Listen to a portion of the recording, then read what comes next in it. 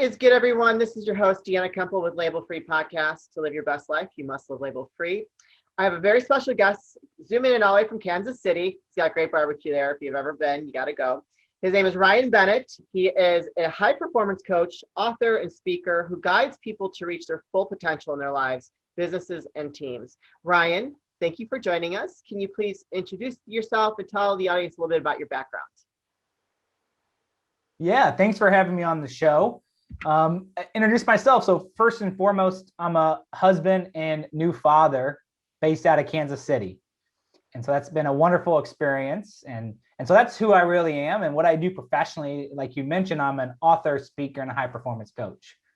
But I didn't always, set out my life to be a coach. I didn't even know coaches existed. I didn't even know what this high performance coaching thing was even existed until like 2 or 3 years ago. And so kind of my history really shrunk together was I was a great athlete, was an academic All-American by ESPN back in college. And so I transitioned my competitiveness into a startup, moved to Silicon Valley, recruited a team, and over 2.5 years became a statistic when that business failed. And I had to let my team go. I had to pack up a U-Haul with barely any money to make it home and move back into my parents' basement at the age of 27, completely embarrassed and humiliated and really feeling like a failure. And so at that moment, I had a chance to finally reflect on that experience. And what I realized was that the same mindset and disciplines that I put into the baseball field, I needed to take those same exact approach to my professional life. But unfortunately, the failed business would cause me to realize that. And so at that moment, I had this realization. I was like, I knew how to grow. I knew how to win on the baseball field, but the principles still apply to my life. And so I had to start applying those to myself. And I started growing and I started developing myself. And around that time, a mentor of mine approached me about joining a business that we're going to go buy. And it was doing clean energy technology for the heavy duty trucking industry. And so over that 7-year period, we grew that business from just an idea to millions of revenue and Fortune 500 clients.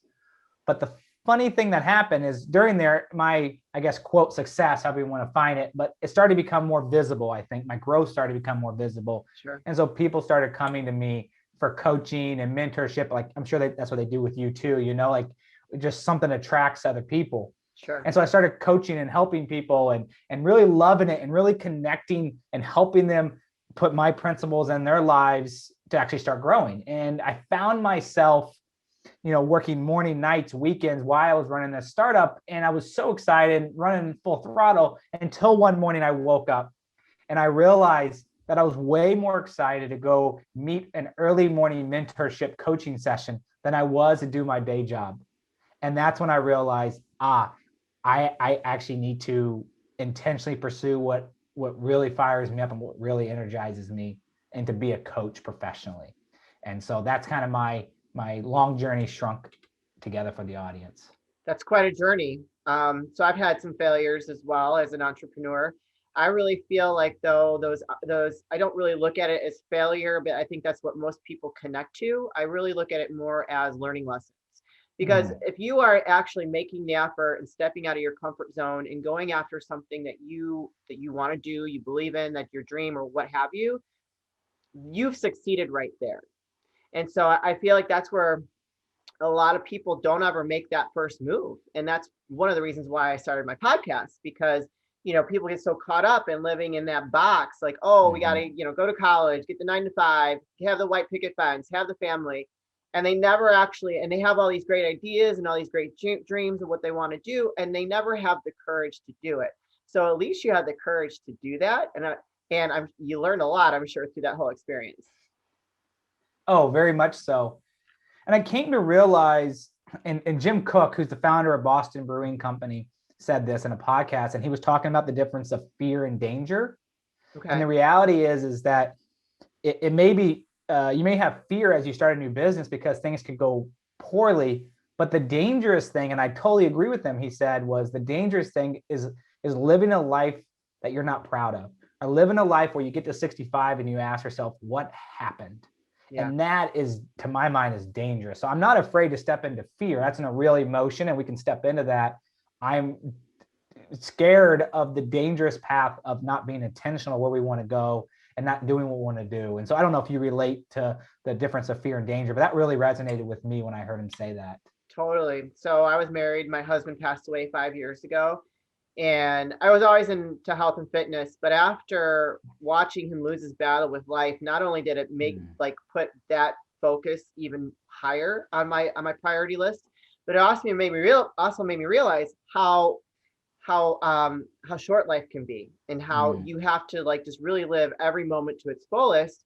And from that point forward, after when I started rebuilding my life and figuring out, okay, what am I going to do, I've gone after I became a fashion designer. I have a skincare line. Like I've done so many things. And I didn't succeed as being a fashion designer, but I had a great time. That was one of my biggest dreams. And God forbid if I was on my deathbed tomorrow and I had never gone after those things that I was really passionate about. And it really has kind of brought me to where I am today, because I have that experience. I did it for a couple of years. I was on the runway. I was this, that, and the other thing. And it was fantastic. But I know now that's not really something that that I'm going to do. So I can totally relate with that, because I think, yeah, I mean, people live in such a fearful place that it can be dangerous for them in the long run. So yeah, I totally agree. Um, I love, so when we connected, you had some really key topics that you like to talk about, and there's one that really resonated with me, and it was how the 5 people you spend the most time with shape your future, and how a handful of people can potentially impact your trajectory. Let's talk about that, because that's huge. I've learned that at such a young age. Like, you're only as good as like your average of the most people that you surround yourself with. So it's kind of the same idea. But when I was younger, that's what my parents would say. You had wise parents. That's 100% But do true. we really listen when we're younger, though? We're like, Well, of course yeah, not. Exactly. We don't figure out how smart our parents are until we're like in our mid-20s, right? Yeah. We're like, actually, they were pretty smart. Yeah, well, it's one of my favorite topics, and it's something that I don't think enough people understand and talk about, right? So that the idea is that the 5 people you hang out with most have the direct effect on the trajectory of your life. Said another way, the 5 people you hang out with most directly affect your life. And so what does this mean?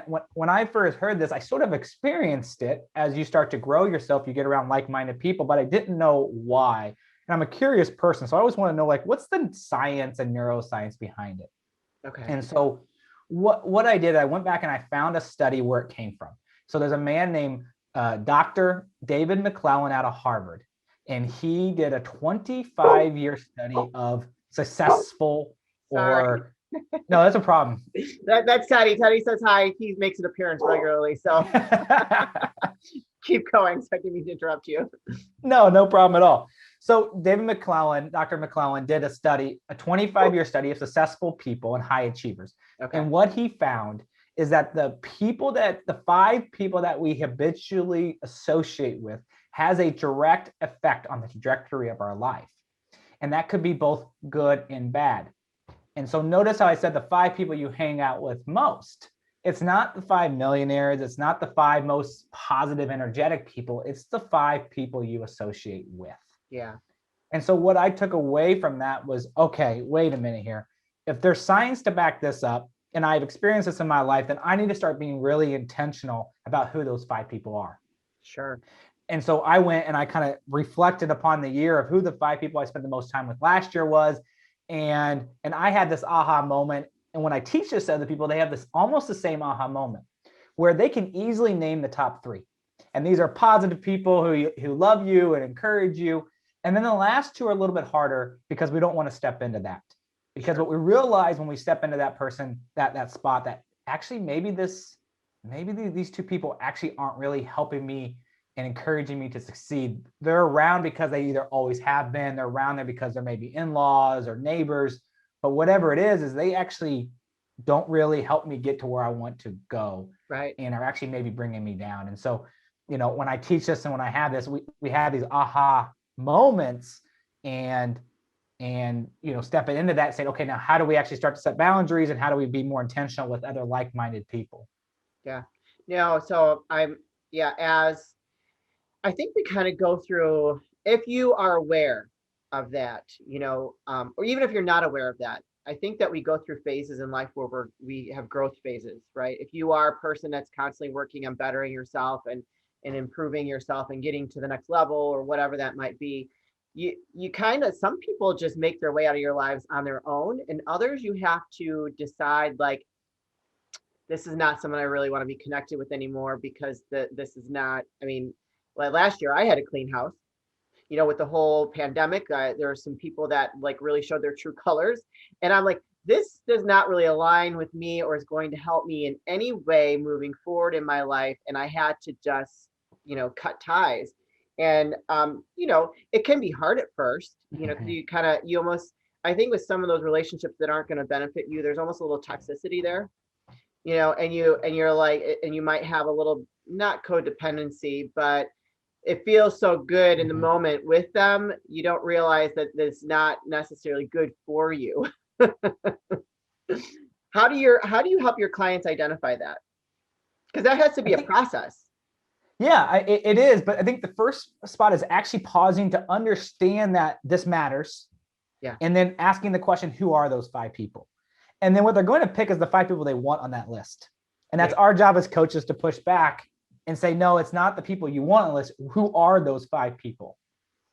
And understanding that, for example, one of the clients recently had one where 2 of the 5 people were coworkers, because they spend so much time together, but they are gossiping and they're negative and they're always complaining about other people. They're high achievers, but they're also, personality wise, they don't mix with my client. And the challenge is that she can't get away from them. That one's her boss, one's her colleague, right? But it's good to then have that awareness, say, okay, this is the positives of this relationship, and here's the negatives. And I'm okay understanding the negatives to like this person for the positives, but I know I need to be intentional about the next role or the other people, or how much I get engaged in or sucked into this toxic environment. So for me, a lot of it comes down to the awareness of who are these people and what can I do about it. I have a question for you.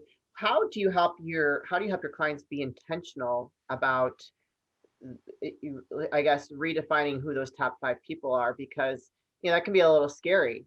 If you're going to be intentional about it, you actually have to set out to find other people that are going to help your trajectory. Yeah, that's a great question. And that's like the practicals, right? That's where it becomes really hard. It's easy to say, oh, these are the people, but then actually having that face-to-face where you had to break up with your friends. I mean, like last year you had to do that. It's hard. Yeah. In a way, it feels like a breakup when you had to do it. So what I have a formula that I've coined and I came up with called the intentional growth model. And so my clients follow under this, and it says that knowledge plus disciplines or intentional actions is what leads to growth. So as we have this awareness and knowledge of the 5 people, and we have the awareness and knowledge of what we need to do, like we know we need to have a conversation, right? And we know how to have it, then it's like, okay, you're not going to grow unless you actually step into the intentional actions. Sure. And so what are those intentional actions, right? That's actually having that meeting. That's actually setting up boundaries. That's actually, starting to put yourself out there, maybe, and joining a meetup group, or another thing, to start to put yourself around other people that have the same interests in you and want to encourage you, right? Like it's a combination. So for my clients, it's understanding who they are, what are the 5 people, what do they want to look for, and then encouraging them to step into that. And there's some practicals like how to actually have a crucial conversation and those kind of things. But that's kind of the formula we follow. Learn something and then apply it. And that's what leads to growth. I love that. So do you have like the same 5 principles for all your clients when it comes to being intentional about finding those 5 people? Yeah, because principles shouldn't change much, right? They're core principles of how it operates. It looks so different client to client, but if you break it down into the deep level, right, we're always looking to surround ourselves with people who want to encourage us and encourage our dreams and be there for us, right? That's the principle of it. And so when I get to the root of it, it really is the same. And how to walk out of it is a principle and a formula I've come up with. And it works really well for growth because it allows space to learn and have awareness. Maybe we don't know how to have a crucial conversation. Well, let's go read the book. Let's study it. Let's understand what we need to do. Now we got to go apply it. Now we got to go have that conversation and set up those boundaries. That's awesome. I love it. So I like this note here. Learn the difference between networking and building a strong network. Because so now I network a lot. And so I think there are some real differences there because you can meet someone like I'm very social, obviously, or else I wouldn't have a podcast. Well, I've never met before. But like since I've networked a lot, that doesn't always necessarily mean that I have built a strong network, people that are going to support me. So can you talk about that a little bit? Yeah, to me, one's about me, the other one's about them. Yeah. Really, if I'm going to network and I'm handing my business card out, it's about what can I get? You know, it's a transactional. What can I get from you? Oh, this is the card I got. I'll follow up. This is the sales lead, whatever. Okay, that may be okay, but that's not how I like to do things. I like to build a network. Now, building a network to me is like building friendships. I want to get to know you. I want to, understand where your dreams and passions are, where your business is going. I want to have coffee with you. I want to have a relationship with you. And it's not transactional to me. Right. It's relationship building. And so that way we can help each other out because our foundation is based on trust and truth. And we know that we're both for each other. And that's a network, right? That's when you can call up somebody and say, hey, I need a favor, right? And it's not like you're cashing in a chip. You're just like, hey, I need a favor as a friend. Awesome. That's a network. When you're networking, in my opinion, is very transactional based. Yeah. And there's maybe a spot for this, right? You go to trade shows and you're on the trade show floor. Yeah, you're networking. It's a business thing. Sure. But if you're at a bar or you're in a different environment, kids, soccer games, whatever it is, like don't be that networking person. Look to build a network. I'm always networking. Here's my card. Nice to meet you. Like, so I'm not. But you're not doing it transactionally though. Like I don't know much about you other than what I know from this podcast. But that's not the type of person you are. You look to build a friendship. Yes. So you're handing your card out, but that's because you already made a friendship with somebody, and you just do it way quicker than people like me. We have a harder time doing it than you do. This is true, but maybe I should learn to pump the brakes. My best friend says, she calls me queen. She's like, you would give anybody the shirt off your back almost to a fault. She's like, can I just ask you to please maybe just take a little bit before you get to know someone? I'm like, it's going to be hard, but I just like, she's like, you've got the biggest heart of anyone I've ever met. And that's a great compliment, but it also can hurt me at times too. And it's like, and someone like me, I never learn. I never learn. I'm going to open my heart up to everybody. It's a great quality. Let me give you a hug. Come here. Yeah. But like in that situation, you're building a network, right? You care about this person and you're willing to give the shirt off your back. You're not looking for what you get right away. This is true. Like, but I need to change that. Reciprocity. I need to change that. Yeah. There's probably some reciprocity there, but it doesn't happen. Hey, what do you do? Great. Here's my card. Hey, what do you do? Great. Here's my card. Do you have one so I can follow up and try to put you in my sales funnel? Like, oh man, people can smell that. Oh, for sure. From a mile away. So when I say that is when people who don't understand this, when I'm coaching people and they're engineers or lawyers, they don't quite understand this relationship piece, right? They're told to go out and network. Yeah. So their idea is network. Okay, collect data, get this data, put it into system. And it's like, whoa, hold on here. We're people. That's not how this works. Yeah, they're very strategic about it instead of relational. Yes. Which that's where they're missing the I did a leadership weekend through this group, and that was, they broke down the different types of people that we are, like some, I forget what it was, but like those type of analytical strategic people in our group, they don't really come from a relational standpoint. It was interesting. It was a great learning experience, but I like this one. Walk away with an understanding of how important it is to establish growth partners. So how do you help your clients do that? Yeah. So underneath my formula is 4 steps to intentional growth. That's in my book and stuff. And the 4th step is growth partners. Mm-hmm. So what these are like-minded people who are probably in the same life stage as you, who are there to encourage you, and you guys encourage each other to grow. Notice I don't use accountability. I use growth partners. Right. And so what the science will tell us about the importance of growth partners or accountability partners, but the importance of doing it with somebody, growing with somebody, is that if you just establish a goal and you told one person one time about it, you have a 65% chance to achieve that goal. Now, if you have a standing, recurring conversation about your progress of those goals or where you're going, your chance of success go from 65% all the way up to 95%. Wow, that's huge. Huge. Just simply by meeting somebody regularly to have a conversation about the way you're growing. And it's so vitally important that it's proven in science. And if you start to experience and you have these groups of people, 5 people or one other person, right, you understand that value of having that community and that network. So what's the difference between a growth partner and mentor? So a growth partner is somebody you're growing with, you're doing this with. Right. A mentor is wonderful to have as well, but a mentor is somebody who's already done it. And they've been there and you're gaining wisdom. There is a trade-off. You are being respectful of their time and appreciate them, and they're giving you wisdom and encouragement and information. A growth partner, the trade-off is that you encourage them, they encourage you to both grow at the same time. So you're like a growth partner then? I try to be a growth partner. Yes, I try to be a growth partner. Like almost like a coach that's doing it at the same time. Yes. So let's talk about like what your process is with your clients. So if someone wanted to reach out to you, which can you please plug all your handles, how someone can reach out to you if they're interested in hiring you as a high performance coach? Yeah, the best way is through my website, theintentionalday.com.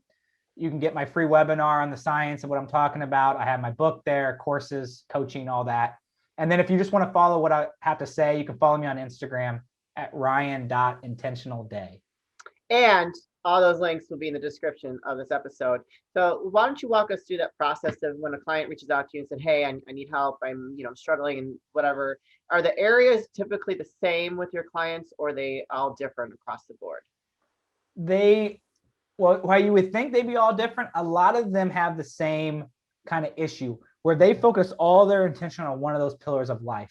And a lot of my clients end up being really, really successful in their career, but they've realized now that don't have the other pillars of their life. They're lacking family, relationship, health, physical health, emotional health. They're not really growing, but they're really good at their career, and they just know they're lacking. So that's like the normal consensus. Some people are parents, but they're terrible parents, and they'll admit that, but they're great at their career. And so they'll come and say, how do I become a better parent? And so what my process is, it's based on neuroscience and psychology, but you have the intentional growth model, knowledge plus discipline equals growth. So underneath there, I walk them through the 4 stages of intentional growth.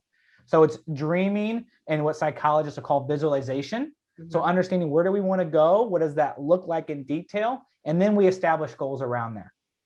But what the science will tell us is that only about 8% of people each year achieve their goals. So it's a 92% failure rate. Because goals by itself don't work, you need to then focus on how do you apply intentional actions to develop yourself into a person good enough to achieve that goal. So the 3rd step is applying daily disciplines. These are healthy habits. I have my book's a habit tracker, so you can keep track of all these things. And the 4th stage, what we talked about, is doing it with somebody, a growth partner. So when I walk people through those 4 stages, I'll handhold them all the way through. And then as we get to growth partner, we'll look at who else do we bring in. So then I can spin them out and spin them out, and they have their own growth partners that they can continue to grow with for many, many years. That's amazing. I love that process. And when it comes to them hiring you and working with you, do you also, part of that process is helping them identify those 5 key people? And do you help them, if they have someone that they need to cycle out, do you help them identify what kind of person they should go after to surround themselves with? That depends. Okay. It all depends on a lot of things on that one, because there could be spouses involved and other things there, so it gets a little bit complicated. But what I encourage them to do is to start to put themselves in a spot that they surround themselves with people who are like-minded and that want to encourage them. And a lot of times that comes down to this person's going after their own goals and dreams. So they get it, right? And you can encourage them to go after theirs as they encourage you. And so I think when I talk about that, almost instantly, the people I coach will understand, oh yeah, that's Joe over there. I've seen him do it. I wonder if I can approach him. Wow. Right? It's always like this elusive person that is doing it, and it's weird how it always works that way. Yeah. Wow, that's really cool. Do you have a success story that you'd like to share? So I guess a good one would be a woman I was coaching is really successful in her career. She's a creative director, great designer, and she was thriving in her career. But on the other areas of life, she was going full boat on her career with no space for anything else. Her health started failing, and then COVID hit, and she felt isolated. And she realized that, wait a minute, this isn't the life I really wanted. Yes, my career is going well, but the other areas of my life aren't. So we got together. We went through these 4 stages. And as I coached her, she started realizing that she can still have this great career and start to be really intentional in the other areas of her life. So she started growing. She started, having a great morning routine. She started dating more to understand what kind of person she actually may want to marry. She started to eat healthy and start cooking at home and started exercising. Now she's training for a half marathon. And what she'll tell me is that why she first went into this thinking that maybe her career would take a little hit as the other areas of her life accelerated. But what she found is her career is still thriving. And she now feels like she's growing with more margin in her nights and in her days. So she feels more restful. And she says she went from surviving to feeling like now she's finally thriving. And I thought that was really powerful. That's amazing. That has to be so fulfilling for you too. Oh, that's why I do it. Yeah, for sure. No, I get it. I get it. That number, I did not realize how high that number was for people that do not achieve their goals. I'm so goal oriented. So for me, like, I can't fathom that, like I'm very structured. I'm very like, I wake up process, right? You have a process to achieve that's what I'm saying. People who set goals don't have a process, so they don't know how to do it. Yeah. And so they fail because there's no process. You have a process, and that's why you achieve your goals, right? That's what we focus on. What is that process to achieve the goals that you set? So I'm already ahead. Woo woo. Yeah, that's right. With that being said, I'm gonna start wrapping things up here. Do you have any last words to share with the audience, Ryan? The only last thing is, it's not just me and you who realize this about the importance of the 5 people you hang out with most. Bill Gates and Warren Buffett apparently are best friends. Oh, wow. And so they get to go into some exclusive colleges and they actually speak about this. And I'll finish off with the quote from Warren Buffett. Okay. And so he says, quote, "You will move in the direction of the people that you associate with. So it's important to associate with people that are better than yourself. The friends you have will form you as you go through life. Make some good friends, keep them for the rest of your life, but have them be people that you admire as well as like." Boom! That was good. Ooh, there's some juicy stuff in this episode. All right, very good. Well, thank you, Ryan, so much for joining me today. It was a pleasure, and I really enjoyed talking with you, and hopefully I can have you back and we can talk some more and some of these other great topics that you have. You guys, this is your host, Deanna Kemple with Label Free Podcast. To live your best life, you must live label free. Please don't forget to subscribe, like, comment, and share, and I will be back soon with more dynamic guests.